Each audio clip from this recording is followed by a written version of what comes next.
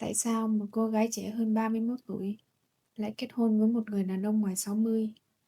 Nếu là tình yêu, cô có vội vàng không? Tôi đã chứng kiến cuộc hôn nhân này ngay bên cạnh. Người đàn ông đó đã từng bị vợ bỏ trốn một lần. Vì vậy, ông ấy nghi ngờ hơn, nhưng đồng thời cũng rất muốn tin. 결혼은 어떻게 시작됐나요?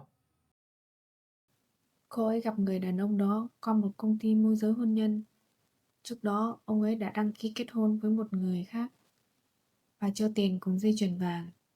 Nhưng người phụ nữ đó đã bỏ trốn. Vì vậy, ông ấy quay lại công ty môi giới, được giới thiệu cô ấy và họ đăng ký kết hôn tại Việt Nam. 싸움은 왜 시작됐나요? Cuộc cãi nhau bắt đầu từ vấn đề tiền sinh hoạt. Cô ấy phải chuẩn bị thi tiếng Hàn để sang Hàn Quốc, nhưng nhà lại ở rất xa. Vì vậy, cô ấy sống trong ký túc xá do công ty môi giới sắp xếp, cùng những người chuẩn bị kết hôn quốc tế khác. 8 triệu đồng mỗi tháng là không đủ. Khi xin thêm 2 triệu, thì tranh cãi bắt đầu. 사진 하나가 왜 그렇게 큰 싸움이 됐을까요? Hai người dùng ảnh chụp chung làm ảnh đại diện trên KakaoTalk. Trong lúc cãi nhau, người chồng thấy bức ảnh đó biến mất và càng tức giận hơn. Nhưng với cô ấy, trong hoàn cảnh phải sang Hàn Quốc một mình, người duy nhất có thể tin chính là chồng.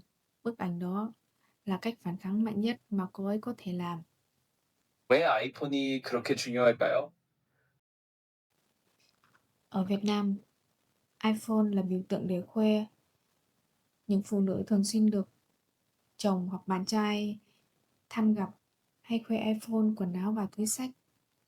Đặc biệt iPhone là món khoe mạnh mẽ nhất ở Việt Nam và giá trị của nó tương đương từ 3 đến 5 tháng lương, nên khi nhận được, người ta thường đăng lên mạng xã hội. 애플워치 선택. 어떤 선택이 맞았을까요?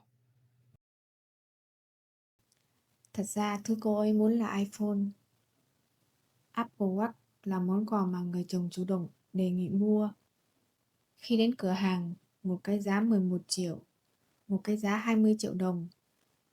Người chồng rất bất ngờ và nói nên mua cái 11 triệu. Tôi đã nói rằng lúc này giữ gìn hôn nhân quan trọng hơn. Vì đã kết hôn rồi, sang Hàn Quốc sống ổn định hơn. Sau này vẫn có thể mua chiếc iPhone mình mong muốn.